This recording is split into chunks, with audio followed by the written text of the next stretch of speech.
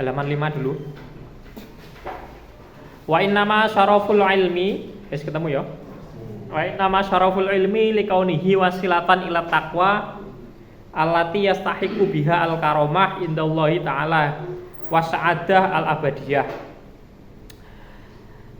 Sesungguhnya keutamaan ilmu itu karena likaunihi, karena adanya ilmu itu menjadi perantara untuk kita takwa. Artinya dengan ilmu, dengan pengetahuan, artinya kita tahu menjadi pelantara kita takwa. Artinya ketika kita tahu mana-mana yang perlu dijauhi, berarti kan itu takwa itu kan apa? Melakukan takwa itu apa? Melakukan perintah dan menjauhi larangannya. Nah, ketika kita tahu mengetahui, berarti ilmu, dengan ilmu kita tahu, maka kita bisa takwa, bisa menjadi lantaran takwa. Berarti mana-mana yang perlu dijauhi itu harus kita jauhi. Itu tidak bisa didapat kecuali dengan ilmu, mengetahui.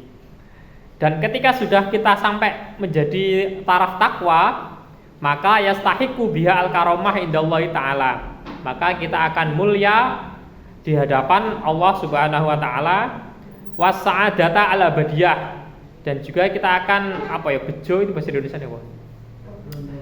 Yes, beruntung, selamat, abadiyah. Artinya ketika di dunia itu sudah dengan ilmu, kemudian setelah tahu ilmunya kita bisa menjadi takwa. Setelah takwa itu akan menjadi mulia di hadapan Allah dan akan beruntung selamanya. Artinya ya masuk surga maksudnya. Terus kamakila li Muhammad bin Hasan bin Abdullah rahmatullahi alaihi, halaman 6, halaman selanjutnya itu ta'alam itu ya. Podo tak gaji halamannya? Podo ya. Ta'alam fa innal ilma zainun li ahlihi wa fadlun wa inwanun li kullil mahamidi. Ta'alam, belajarlah atau ngajio atau sekolahlah, karena sesungguhnya ilmu akan menjadi perhiasan bagi orang yang mempunyainya, dan juga bisa menjadi keutamaan dan juga menjadi tanda bagi setiap perkara yang terpuji. Yes, karena tidak ada seorang pun yang lahir dalam keadaan pintar, itu enggak ada. Semuanya itu butuh proses. Kalau sampai pernah ngaji kitab Alala itu enggak? Alala, ada ya? Eleng alala. Alala tanalul ilma illa bisitat saun bikaan majmu'iha bibayani. Ilingo dak hasil ilmu angin nomor bakal tak ceritaake kumpule. Terus dukain wa hirsin wastibare wabul wa irsyadi ustadin wa tulisan. Syaratnya orang mendapatkan ilmu itu ada lagi ya. Dukain itu apa? Hah? Dukain kok niat loh. Dukain itu cerdak, rupane limpat itu loh. Limpat itu apa? Gak diterang lah tangan. Itu pelajaran apa itu? Gini ya, sore. Oh enggak ada. Oh, sadarnya pondok. Ya wis. Rupane limpat. Limpat itu kan cerdas. Maksudnya cerdas itu ya. Maksudnya bukan kok terus pinter ngono enggak. Limpat itu ya pokoknya gampangane ora gendeng lah, gak idiot maksudnya. Bisa mikir otake. Terus lobo. Lobo itu ada keinginan kuat gitu loh. Punya punya motivasi lah. Terus rupane limpat lobo sabar. Terus wong golek ilmu itu ya butuh sabar ya. Gak iso seketika sampean belajar koyok transfer ilmu koyok film-film ya gak iso. Kudu sabar alon-alon. Sabar, limpat lobo sabar ana sangune. Terus yang ketiga ya ana sangune. Orang kok gak enek modal blas ku ya gak. Jenenge mondok ya tetep butuh biaya, butuh modal. Terus lan piwulange guru guru. Terus yang ada yang mengajar, ada yang mengajari. Artinya ya penting guru itu rek. Sampean kalau belajar tanpa adanya guru, berarti gurunya man ta'allama bila syaikhin fasaikuhu syaiton. Barang siapa belajar tanpa guru, berarti gurunya setan. Masio sampean belajar nang internet ya. Sekarang kan informasi banyak lah. Golek apa wae nang Google nang barang enek. Tapi tetap sampean harus konsultasikan ke gurunya. Bener tak gak iki, Pak? Karena apa ya? Kalau orang pesantren itu ada yang namanya sanad. Sanad itu adalah kebersambungan kita dengan guru kita sampai pada Kanjeng Nabi. Artinya kalau ilmu agama itu tidak bisa kita buat-buat sendiri. Kita harus berpedoman pada Kanjeng Nabi. Tapi kita kan nggak mungkin langsung bisa belajar ke Kanjeng Nabi. Maka kita harus lewat guru. Guru kita nanti ke gurunya sampai Kanjeng Nabi. Artinya agama itu tidak bisa dibuat-buat sendiri, harus ada gurunya. Makanya kalau pesantren itu ada namanya sanad. Nanti ngajinya sama siapa itu ada sampai Kanjeng Nabi. Tidak bisa sampai ngaji PPSO buka Google terus ngaji Google, nggak bisa. Tetap bakale oleng lah, nggak bisa sampai. Apalagi kalau wiridan sing nggak enek gurune ngono kuwi oleh kon Google terus teko diamalno, iso-iso ya rada sulaya barang ngebleng. Karena semuanya itu butuh guru. Karena guru itu yang tahu kapasitas muridnya. Artinya kalau masih kecil ya kayak wiridan ya sesuai kadarnya. Nanti kalau sudah tarafnya sudah baru meningkat. Tidak bisa sakarepe dhewe. Terus yang terakhir watuli zamani yo lan sing suwe mangsane. Wong golek ilmu iku gak enek sing singkat. Kok enek sing iklan 1 hari atau 3 jam bisa baca kitab kuning misalkan, atau 1 hari bisa baca kitab kuning. Omong kosong itu. Kita yang di pesantren sampean kan yang ngalami. Kita belajar baca kitab kuning itu mulai dari Imriti, Jurumiyah ya paling besar. Jurumiyah, Imriti, Alfiyah itu butuh bertahun-tahun, itu lama itu. Itu pun kadang masih nggak paham, masih ada yang belum paham. Itu kok ada iklan yang 1 hari bisa baca kitab. Ya maksudnya mungkin bisa ibaratnya kayak sampean pelem ya, buah ya. Itu yang matang bener-bener matang. Jadi yang mulai proses dari Imriti dari awal itu sampai Juman, sampai Maknun dan lain-lain, sampai Balagonya, sama yang 1 hari dikarbit gelem ra gelem sedino harus mateng. Kira-kira enak dirasane. Buah tetap enak yang mateng proses di pohon langsung mateng, itu lebih enak. Artinya tetap nanti hasilnya beda. Tapi kalau sampean pengen ikut ya nggak apa-apa, masih hanya pengenalan saja untuk dasar-dasar, nanti tetap dikembangkan lagi di pesantren. Kalau misalkan pengen ikut, misalkan di liburan atau apa, kok ada program bisa baca kitab 3 hari atau 1 hari, ikut tuh nggak apa-apa. Sampean nanti itu dibuat pondasi, nanti dikembangkan lagi di sekolah, bagus, lebih sip. Itu ya. Terus lanjut lagi.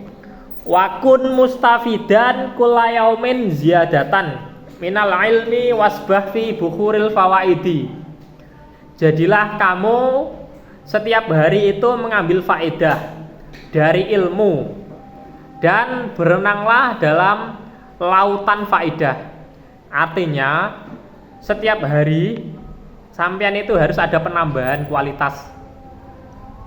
Biasanya orang-orang itu hari ini harus lebih baik dari hari kemarin. Artinya setiap hari itu harus ada penambahan ilmu. Ya ora ketang, ora kudu akeh rek. Maksudnya iku piye ya? Kadang itu kapasitas seseorang itu juga beda-beda. Ada yang kemampuan kapasitasnya itu misalkan ember. Ada yang galon. ada yang teko, ada yang gelas. Kalau yang kapasitasnya ember besar, itu disoi juga bisa muat banyak. Tapi kalau yang gelas, itu kalau dituangkan air segalon, ya tetap akan mutah. Ya sesuai kadarnya. Kalau kadarnya sampean 1 gelas, ya harus diisi walaupun 1 gelas diisi. Jangan kok PPS sak gelas, gak mungkin ngalahno sing 1 timbo, 1 ember misalkan, terus gak blas ya gak. Kalau tidak bisa diambil semua, ya jangan ditinggalkan semua. Misalkan sampean tersesat di hutan, terus menemukan misalkan di dalam goa itu emas kabeh sini. Kira-kira sampean tinggal semua atau sampean bawa sekuatnya? Bawa sekuatnya. Begitu juga ilmu. Sampai di pondok ini atau di sekolahan itu, kalau bisa, kalau tidak bisa dibawa semua, bawa semampunya digawa. Artinya PPE ono emas sak gua misalkan, ada 1 ton misalkan, saya nggak kuat bawa, terus saya akhirnya sampai tinggalkan semua kan ya gak, kan ya eman. Bawa semampunya sampean. Begitu juga ilmu, bawa semampunya. Kuate sak kental ya gawa sak kental, kuate sak trek ya gawa sak trek. Tergantung orangnya masing-masing. Tenang ya, semuanya pasti ada manfaatnya masing-masing. Sing pinter, sing bodoh, jangan berkecil hati. Nanti semua di masyarakat itu pasti ada manfaatnya. Buktinya apa? Misalkan ya, ini yang sering diceritakan oleh Gus Baha. Orang pinter, orang pandai, misalkan di pondok pandai, baca kitab pinter, bisa ceramah dan lain-lain, akhirnya laku di masyarakat. Itu kan ketika ceramah, ketika laku di masyarakat, itu kan mendapat, dibayari kan. Nah, tapi bayangkan kalau santri yang nggak pinter, biasa turu dan iskono kalah, akhirnya pulang.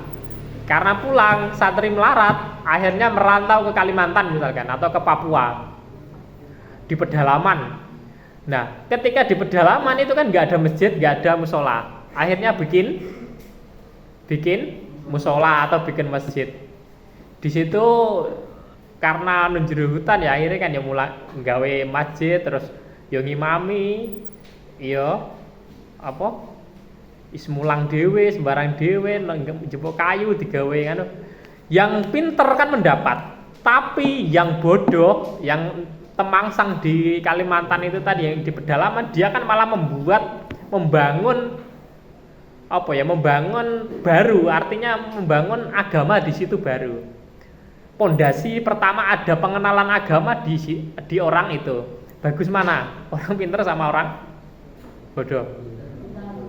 Tetap bagus orang pinter, cuman walaupun bodoh itu tetap ada manfaatnya gitu loh maksud saya.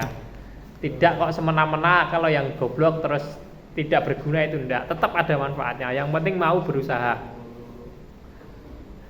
Terus selanjutnya lagi ya. Tafaqqah fa innal fiqha afdalu qaidi ilal birri wat taqwa wa adalu qasidi. Tafaqqah artinya belajarlah ilmu fikih. Kita kalau pesantren itu tetap sebenarnya ilmu fikihnya dulu. Maksudnya kalau ilmu tentang kita beribadah, kita itu harus lebih dikedepankan dulu sebenarnya. Karena alasannya apa? Fa innal fiqha afdalu qaidi ilal birri wat taqwa. Sama ujung-ujungnya juga takwa lagi. Karena ilmu fikih itu adalah utama-utamanya ilmu yang menjadi petunjuk bagi atau menjadi jalan kebagusan dan juga takwa. Artinya kalau orang takwa atau orang mau melangkah ke jalan yang bagus tanpa ilmu fikih itu omong kosong, gak iso. Karena yang bisa menjaga diri kita dari terperosok ke perkara yang haram itu dengan ilmu fikih. Karena ilmu fikih yang menjelaskan tentang ini boleh, ini tidak, ini haram, ini boleh dilakukan, ini dapat pahala, ini tidak. Itu ilmu fikih. Terus ada yang cita-cita pengen menghafal Quran gak ini teman-teman ini? Ada ya? Oh ya bagus. Ya kalau bisa, ya saran saja ya. Boleh menghafal Quran, tapi ya karo ngaji. Maksudnya ilmu kitabnya juga diperdalam. Kalau cuman sekedar hafal tok tanpa paham mengerti itu ya kurang sempurna. Bukan kok jelek ya enggak ya. Artinya ya bagus. Cuman lebih bagus kalau kami lebih suka itu belajar kitabnya dulu mateng, terus ditambah hafalan Quran itu baru bagus. Karena yo bagi kami orang yang di pesantren itu dulu guru kami itu ngomongnya gini, uang ngapalno menghafalkan sis Quran entah kitab entah apa, pokoknya orang menghafalkan terus hafal ya biasa aja. Karena dia menghafalkan hafal ya biasa kan, ya biasa aja, maksudnya nggak ada yang istimewa gitu loh maksudnya, ya biasa. Tapi kalau ada ini teman-teman sudah sekolah, dijelaskan gurunya, terus kemudian belajar sendiri di dalam kamar, terus belajar sama teman-temannya, masih tidak paham, di situ baru aneh. Kok iso ya? Wis dibelajari gurune, wis diterangno, tekan omah belajar lagi, dia belajar karo kancane, musyawarah dan lain-lain. Kok masih tidak paham? Nah itu yang aneh. Tapi kalau ada orang yang menghafalkan kemudian hafal, ya biasa aja karena ya dihafalkan loh, ya mesti aja hafal. Nggak ada yang istimewa. Maksudnya kalau mau menghafalkan bagus. Sampeyan ngerti Gus Bahak? Itu kan alim, alama. Itu kitabnya mateng, ditopang hafalan itu jauh lebih sempurna banget. Karena ketika menghafal Al-Quran dia juga bisa mengetahui artinya, maknanya juga tahu sekaligus. Tapi kalau yang orang hafal tok tanpa mempelajari kitab-kitab seperti ini, ya hanya sekedar hafal tok. Maksudnya hanya sekedar hafal, ya hanya sekedar di mulut tok, tapi tidak sampai mengerti artinya, karepnya alurnya kemana kan nggak ngerti. Padahal kalau kita telisik sebenarnya Quran itu kan ya diterjemahkan dalam ilmu fikih. Misalkan di Quran menjelaskan ya kutiba alaikumusiyam, puasa. Itu kan hanya sekedar globalnya saja puasa. Terus untuk prakteknya puasa bagaimana? Nah itu nanti dijelaskan di fikih lebih detail. Puasa itu menjaga dari segala yang membatalkan dari fajar sampai terbenamnya matahari. Itu sebenarnya juga Quran. Tapi yang sudah maksudnya Quran secara global secara penjabarannya. Kalau globalnya ya ada di Quran. Misalkan aqimus sholah, itu kan perintahnya aqimus sholat, kerjakanlah atau dirikanlah sholat. Praktek sholatnya seperti apa kan tidak dijelaskan di Quran. Yang lebih menjelaskan kan ya kitab-kitab fikihnya itu atau ulama-ulamanya itu menjelaskan sholat itu harus syaratnya harus suci, harus wudhu dan lain-lain, itu dijelaskan di fikih. Makanya kalau ada orang yang ngomong ayo kembali ke Quran, ke hadis, itu omong kosong itu. Kita nggak bisa langsung ke sana, kita harus tetap lewat ya pelajaran kitab-kitab ini. Terus lanjut ya. Huwal ilmul hadi ila sunanil huda huwal khisnu yunji min jami'i sadaidi. Ilmu fikih itu adalah ilmu yang menjadi petunjuk pada jalan hidayah. Dan juga ilmu yang bisa menyelamatkan. Maksudnya ilmu fikih itu ilmu yang menjadi benteng yunji min jami'i sadaidi, yang menyelamatkan dari seluruh rekodoyo itu ya tipu daya. Yang terakhir, fa inna faqihan wahidan mutawarrian asyaddu ala syaitani min alfi abidi. Karena satu orang yang pinter atau yang alim fikih, berarti menguasai ilmu fikih bener-bener, terus yang menjauhi perkara haram, artinya ya ora gampang-gampang mangan perkara haram. Ya maksudnya mangan itu tidak harus dimplok loh ya.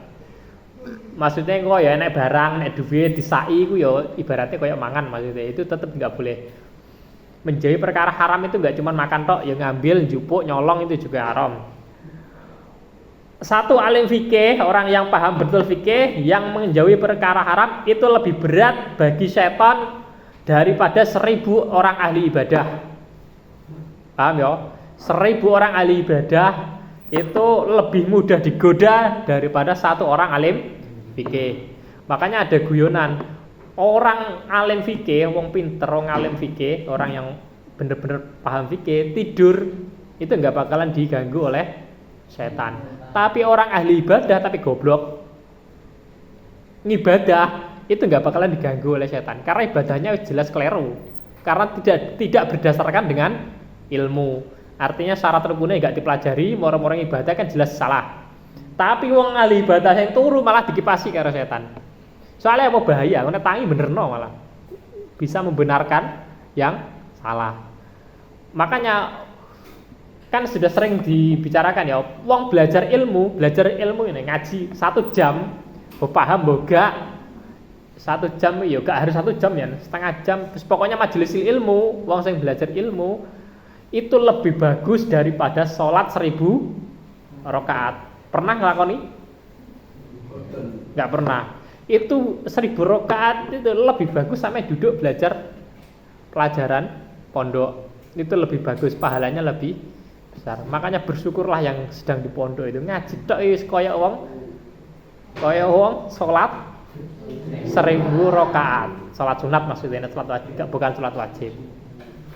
Terus lagi, kenapa kok orang yang pinter itu lebih baik daripada ahli ibadah? Pernah diceritakan itu ada kiai itu sama-sama wong pinter ya. Apik ndi wong ahli ibadah karo wong ahli ilmu? Satu berpendapat bagusan orang yang ahli ilmu. Yang satu berpendapat lebih bagus orang yang ahli ibadah. Akhirnya kedua orang ini ngecek di apa ya? Ya observasi lah bacanya. Pertama yang didatangi itu adalah orang ahli ibadah. Didatangi dulu. Ketika didatangi lagi ibadah, ya mbah wiridan, mbah lagi sholat, si wiridan lah gampang, mojok dewe wiridan setengah wengi.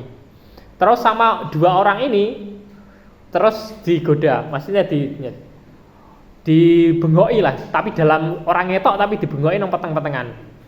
Ya fulan maksudnya sing ahli ibadah mau. Saiki ibadahmu wis suwi.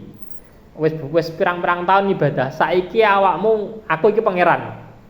Awakmu wis tak bebasno, wis oleh maksiat sak karepmu dhewe, mergo ibadahmu wis cukup. Terus ahli ibadah iku malah ngomong ngene. Matur nuwun Gusti, ya Allah wis seneng akhirnya merasa terbebas dari rutinitas ibadahnya. Terus mergo wis ibadah wis suwi. Berarti kan satu gagal. Wong ahli ibadah dites karo iku mau gagal. Karena ketika ana wong ngaku pangeran, dia percaya. Terus akhirnya datang lagi ke orang ahli ilmu, artinya wong pinter agama maksudnya. Ketika didatangi sedang apa ya ngefly, mabuk, apa bahasane wis ngefly lah. Mendem. Kok wis ngerti kulino dah. Bener. Ya, ketika didatangi iku lagi ngefly. Sebuah ngefly apa ceritanya pokoknya lagi ngefly. Ketika didatangi ngomong mana, hei fulan, si wong pinter mau, tapi mabuk mau. Aku pangeranmu, saik kowe apa gak izin karo aku, kok malah ngefly kaya ngono, kok malah mabuk-mabukan. Si ahli ilmu ini akhirnya apa? Jiwok pedang, gawakna parang. Loh, kok enek pangeran iso ngomong, pangeran iku laisa kamis liseon, pangeran iku gak padha kaya manusa. Akhirnya digudak wong loro iku mlayu, untung gak kecekel. Nah, intinya apa? Orang yang berilmu walaupun dalam keadaan mabuk, dia itu masih sadar betul imannya masih kuat. Artinya ketika diomongi aku pangeran, dia masih sadar bahwa pangeran itu tidak sama dengan makhluk, ya dengan manusia dan lain-lain. Ketika ada yang mengaku-ngaku Tuhan, digawakna parang. Iku nek wong pinter. Walaupun masih dalam keadaan maksiat, sekalipun dia tetap ilmunya aja jalan. Bahwasanya pangeran Tuhan itu tidak sama dengan makhluk. Berbeda dengan ahli ibadah tadi.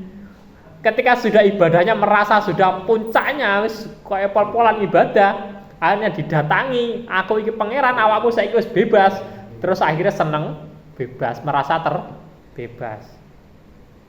Paham ya? Disinilah keistimewaan orang yang berilmu. Terus lagi, Ya ini saran tok rek. Kami bukan kok nggak suka dengan torekot itu enggak. Misalkan torekoh gitu loh. Kami yang tidak suka itu adalah klaim-klaimnya. Ketika sudah ikut torekoh wiridan ini terus merasa mengklaim dirinya lebih bagus, lebih berhak masuk surga, itu ya nggak cocok. Artinya kalau yang santri torekohnya itu adalah taklim wa ta'alum, belajar dan mengajar. Itu torekoh yang paling top, torekoh yang paling sip jalan menuju surga. Gak usah terpengaruh karo sing aneh-aneh. Karena yo kadang itu kalau imannya tidak kuat. Cocok ajamu ya. Ya wis, cerita satu lagi wis. Dulu itu ada ya gampangannya rada-rada kiai lah. Itu dipeseni sama abahnya, "Le, awakmu ojo melu torekoh iki," misalkan. Wes. Singkat cerita, abahnya itu suwe akhirnya meninggal. Terus si anak ini kan penasaran. Kenapa ya abah kok gak oleh melu torekoh iki gitu. Terus akhirnya ikut. Ternyata ketika masuk itu ya normal-normal saja, wiridan biasa ya, wiridan misalkan la ilaha illallah, subhanallah. Kok enggak ada yang janggal? Ya kan normal semua bacaan-bacaannya.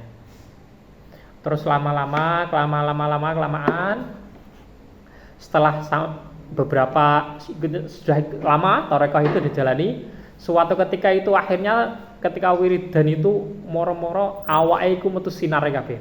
Sinar mencorong.